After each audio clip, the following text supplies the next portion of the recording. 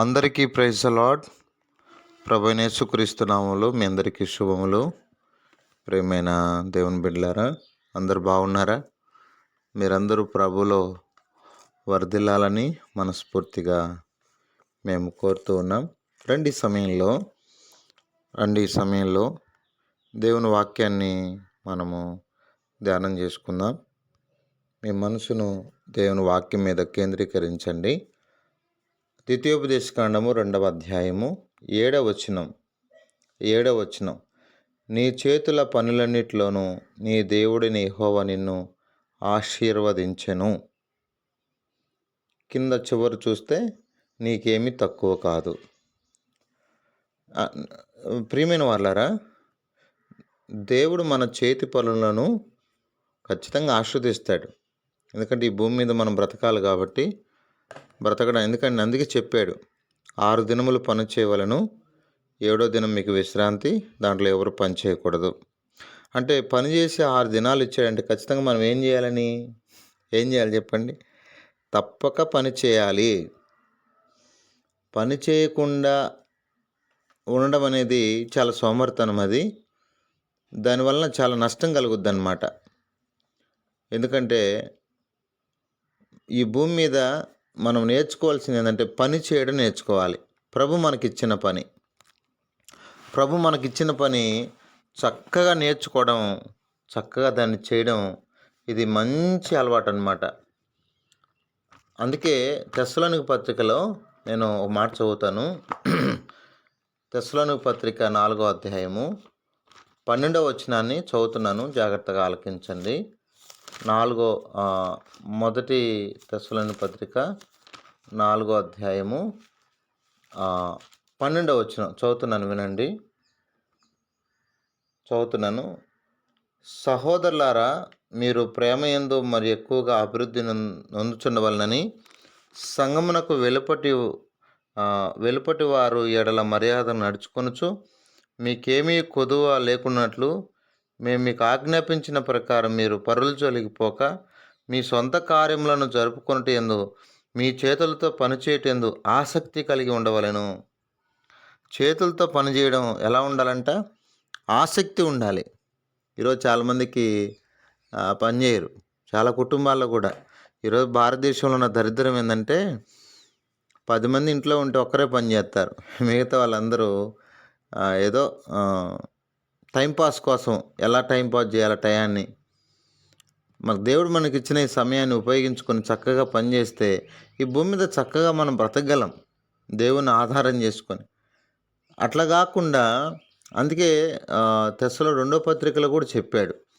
2వ పత్రిక 3వ అధ్యాయము 11వ వచనంలో ఏం చెప్పాడంటే, 3వ అధ్యాయం 11వ వచనంలో, మీలో కొందరు ఏ పనియు చేయక పరుల జోలికి పోవచ్చు, అక్రమముగా నడుచుకొనుచున్నారని వినుచున్నాము. 10వ వచనంలో ఏముంది? మరియు మేము మీ యొద్ద ఉన్నప్పుడు ఎవడైనా పని చేయ నొల్లని ఎడల వాడు భోజనము చేయకూడదు. బైబిల్ ఎంత బాగా రాసింది చూడండి. పని చేయనోడు భోజనానికి అర్హుడు కాదు. కాబట్టి మనం దేవుడు 6 దినాలు పని చేసుకోమని చెప్పాడు. మనకు దేవుడు ఏ పని, ఉద్యోగం కావచ్చు, వ్యాపారం కావచ్చు, కూలి పని కావచ్చు, మరి ఏదైనా కావచ్చు, గుర్తుపెట్టుకోండి, మన చేతి పనులను కూడా దేవుడు ఆశీర్వదిస్తాడన్న విషయం మర్చిపోవద్దు. అందుకే ద్వితీయోపదేశకాండం 14వ అధ్యాయంలో స్పష్టంగా దేవుడు చెప్పాడు, మన చేతి పనులను దేవుడు దీవించాలంటే ఆడ కొన్ని సూచనలు. ద్వితీయోపదేశకాండము 14వ అధ్యాయము 28వ వచనం చదువుతున్నాను చూడండి. 14:28 చదువుతున్నాను. నీ దేవుడైన యెహోవా నీ చేతి పని అంతట్లో నిన్ను ఆశీర్వదించినట్లు 3 సంవత్సరాలకు ఒకసారి ఆ ఏట నీకు కలిగిన పంటలో 10వ వంతంతయు బయటికి తెచ్చి నీ ఇంట ఉంచవలెను. అప్పుడు నీ మధ్యను పాలైన స్వాస్థ్యమైన లేని లేవీయులను, నీ ఇంటున్న పరదేశంలో తండ్రి లేని వారును విధవరాలను వచ్చి భోజనం చేసి తృప్తి పొందుదురు. వింటున్నారా? ఈరోజు చాలామంది చేతి పనులు ఆస్వాదించబడకపోవడానికి కారణం ఏం తెలుసా? మరి 10వ వంతు ఎవరు? దేవుడికి ఇవ్వాల్సిన 10వ వంతు ఇవ్వకపోతే ఎలా ఆస్వాదించబడతారు? ఏమంటే అర్థమైందా? దేవుని సన్నిధికి తేవాలండి. దేవుడు మనకి ఇచ్చిన దాంట్లో ఇది ఏదో పాస్టర్లు అడుక్కోవడానికి, బెగ్గింగ్ చేయడానికి చెప్పే మాట కాదు ఇది. దేవుడిచ్చిన ఆజ్ఞే. ఇలా సేవ చేయడానికి, అనేకుల్ని దేవుని వైపు తిప్పడానికి, దేవునిలో నడిపించడానికి సేవకులు సమస్తాన్ని వదిలిపెట్టుకొని వచ్చినప్పుడు వారిని ఆదరించే బాధ్యత ఉంది. ఎంతోమంది పేదవారు ఉన్నారు, తండ్రి లేని వారు ఉన్నారు, విధవరాళ్ళు ఉన్నారు. వారందరిని ఎవరు చూడాలి? మనము మన కుటుంబం తిని తాగుతున్నాం. నాది నాది నాది నాది ఇదే సమస్య అయింది సంఘాల్లో కూడా. ఇది నాది, ఇది మా అమ్మాయిది, ఇది మా అబ్బాయిది, ఫలానా. అవునా? ప్రభు లేకపోతే నువ్వు ఏడున్నావు? ఏడో నేలను నువ్వు తల్లి గర్భం నుంచి బయటకు వచ్చినాడే నేలను పారవేయబడిన స్థితిలో ఉన్నావు. నీకు సెక్యూర్ ఏడుంది? దేవుడు తప్ప. నీకు కాపుదల, క్షేమం, భద్రత దేవుడు లేకపోతే ఏడుంది? కాబట్టి దేవుని బిడ్డలారా గమనించండి, ఈ భూమి మీద మనం చాలా జాగ్రత్తగా బ్రతకాలి అంటే, ఆశీర్వాదకరంగా ఉండాలంటే మనం దేవునికి ఇవ్వాల్సింది. అందుకే అబ్రహాము కుమారుడైన ఇస్సాకు తాను పని చేయడం ఆపట్లేదు. ఎన్ని ఇబ్బందులు వచ్చినా తాను వ్యవసాయం చేయడం ఆపట్లేదు. ఈరోజు నష్టం రాగానే మరలా వెనుకని చేస్తారు. చాలామంది గాల్లో మేడలు కడుతుంటారు. అన్న వచ్చే సంవత్సరం 2 లక్షలు, మూడో సంవత్సరం 4 లక్షలు, నేను కోటీశ్వరుని కాబోతున్నాను. ఇలాంటి చెత్త మాటలు మాట్లాడే క్రైస్తవులు కూడా లేరా అంటే ఉన్నారు. ఎలా వస్తాయి 3 లక్షలు, 4 లక్షలు, 10 లక్షలు ఎలా వస్తాయి? గాల్లో మేడలు కడుతుంటారు. నేను ఆ పని చేస్తాను, ఈ బిజినెస్, అది ఇది. వద్దు, నో, ఇలా ఎవరు మాట్లాడద్దు. కష్టపడి పని చేయండి. వాడి జోలికి వీడి జోలికి పోయి ఆ స్కాములు, ఈ స్కీములు, ఇది అదని చెప్పి మీ జీవితాలను, మీ బుర్రలు పాడు చేసుకోవద్దు. జాగ్రత్తగా ఉండని. నేను చాలా అనుభవంతో చెప్తున్నాను. చిన్నవాడినైనా ఎన్నో చూశాను. జాగ్రత్త. కాబట్టి కష్టపడి పనిచేయడం నేర్చుకోవడం. దేవుడు మనకి ఏ పని అయితే అది ఎలక్ట్రికల్ పనా, లేదంటే మరి వ్యవసాయమా, లేదంటే ఎన్నో భూమి మీద ఎన్నో పనులు ఉన్నాయి. అది ఉద్యోగమా, లేదంటే వ్యాపారమా, మరి ఏదైనా కావచ్చు, కూరగాయల వ్యాపారమా, ప్రభు ఆ పనిలో నేను కనికరిస్తాడు, నీకు సహాయం చేస్తాడు. అంతే తప్పనిచ్చి ఏదో గాల్లో మేడలు కట్టి, అన్న నేను వచ్చే సంవత్సరానికి కోటీశ్వరుని కాబోతున్నాను. ఒక ఆయన మా దగ్గర ఉండేవాడు. ఆయన ఇలానే అనేవాడు, తమ్ముడు అయిపోయింది, ఇంక నేను బిజినెస్లో సక్సెస్ అయిపోయాను, ఇక నాకు కొన్ని లక్షలు రాబోతున్నాయి, నేను వచ్చే సంవత్సరం వచ్చే నెలలో కారులో తిరుగుతానన్నాడు. వచ్చే నెలలో కారులో కాదు కానీ వచ్చే నెలలో పరలోకం పోయాడేమో తెలియదు కానీ చనిపోయి ఒక చెట్టుకు ఏలాడబడి ఉన్నాడు.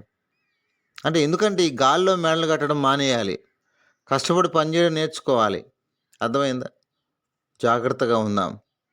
ఈ భూమి మీద దేవుడు మనకిస్తున్న పని, దావీదుకు దేవుడు ఇచ్చాడు, తన కుమారుడికి సొలొమోనుకు అప్పగించాడు. అది దేవుని పని. మందిరం కట్టడం ఆ పని మిక్కిలి గొప్పది. కొన్నిసార్లు దినవృత్తాంతం 2వ గ్రంథం 22వ అధ్యాయం 16వ వచనం, ఏ పని పూనుకోక ముందుకు రామన్నమాట. అక్కడేమో పని పూనుకొనము, దేవుడు నీకు తోడే ఉంటాడు. ఆ పని ఎలా చేయాలి? వివేకంతో చేయాలి. రాజుల మొదటి గ్రంథం 2వ అధ్యాయం 3వ వచనం, ఏ పని చేసినా వివేకంతో చేయాలి. సమూయేలు మొదటి గ్రంథం 18వ అధ్యాయం 5వ వచనం, ఏ పని చేసినా సుబుద్ధి కలిగి చేయాలి. నిర్గమకాండం 40వ అధ్యాయం 33వ వచనం, ఏ పని చేసినా సంపూర్తిగా చేయాలి. అర్థమవుతుందా? ప్రసంగి 9:10 అనుకుంటాను. శక్తి వంచన లేకుండా చేయాలి. ఏదో చేసినాం అయిపోయింది, బ్రదర్ ప్రైజ్ లార్డ్ అని చెప్పి వెళ్ళిపోవడం కాదు. అది దేవుని పని అయినా, అందుకే తన పనిలో నిపుణత గలవాని చూచితవాడు అల్పుల ఎద్దుకు కాదు రాజుల ఎద్దుకే చేరతాడు. కాబట్టి జాగ్రత్తగా ఉందాం. ఈ భూమి మీద దేవుడు మనకిచ్చిన చేతి పనిని, అందుకే నీ చేతి పనిని దేవుడు ఆస్వాదించని 128 కీర్తనలు ఉంది. చక్కగా మన పనులన్నింటినీ కూడా, ఒకవేళ దేవుని పని కొరకు ముందుకు వస్తున్నావా, రోమా 13:6 ప్రకారం ఈ సేవ ఎందే పని కలిగి ఉందము. కాబట్టి చక్కగా పనే చేయి, నమ్మకంగా చేయి. ఒకవేళ చేతి పనులు చేస్తున్నావా, ఆ చేతి పనుల్లో ఎలా చేయాలంటే పూనుకో, వివేకం కలిగి ఉండు, సుబుద్ధిగా చేయి. చాలాసార్లు అవివేక పని చేస్తుంటాం.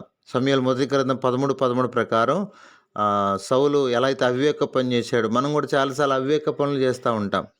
ఆ పనిని సంపూర్తి చేద్దాం, ఆ పనిని శక్తి వంచన లేకుండా చేద్దాం. ఎందుకంటే దేవుడు మనకిచ్చిన పని చాలా గొప్పది. అది ఏదైనా కావచ్చు. అది మందిరంలో పని కావచ్చు, అది బయట పని కావచ్చు, చేతి పని కావచ్చు. కాబట్టి మన చేతి పనులన్నిటిని కూడా ప్రభువు ఆశీర్వాదకరంగా ఉంచినట్లు ప్రభువు సహాయం చేయనుగా ప్రార్థన చేస్తాం. పరిశుద్ధుడైన తండ్రి, కృపగలిగిన దేవ, మీరిచ్చిన ఈ మంచి మాటల కొరకు స్తుతిస్తూ మా ప్రియులను కుటుంబాలు దీవించండి. నాయన చేతి పనులు కూడా దీవించండి. నాయన నీ దేవుడు యెహోవా నువ్వు నీ చేతి పని అంతట్లో నిన్ను ఆస్వాదించును. అవును ప్రభువా, మా ప్రియులు ఎంతోమందిని చూసాం. కొంతమంది టమోటా తోటలేసి కోట్లు సంపాదించిన వారు నీ మీద ఆనుకొని మరి నాయన ఆ పనిలో నమ్మకంగా ఉంటే ఏదో ఒక దినాన మీరు మమ్మల్ని హెచ్చిస్తారు. అది ఏదైనా కావచ్చు నాయన, మాకెంత అవసరమో అంత తెలుసు నాయన నీకు.